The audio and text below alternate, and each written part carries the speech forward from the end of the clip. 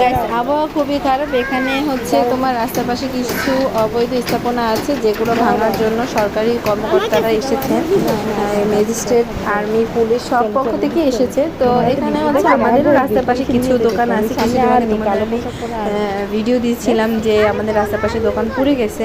তো এই জন্য খুব টেনশন আছে। জানি না, আমাদেরও হচ্ছে সরকারি লিস্ট নেওয়া আছে, সরকারকে আমরা প্রতি বছরই টাকা দিয়ে থাকি। তো আমি জানি না, যে তবুও টেনশনে আছি যে আমাদেরটা ভাঙে কি না।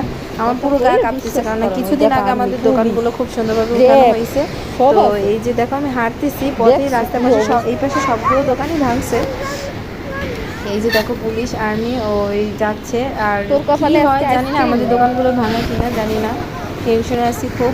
যে দেখো দূরে ভেকু হচ্ছে, ওইখানে রাস্তার পাশে কিছু দোকান আছে, ওগুলো ভেঙে ফেলছে। এখন হচ্ছে তোমরা সবাই দোয়া করো, যে ওই যে দেখো এই দিকের দোকানগুলো ভেঙে ফেলছে। তোমরা সবাই দোয়া করো যাতে আমাদেরটা ভালো থাকে আর আমরা মানে সাবধানে থাকতে পারি। সবাই একটু কমেন্টে দোয়া জানাইও। আল্লাহ হাফেজ, সবাই ভালো থেকো।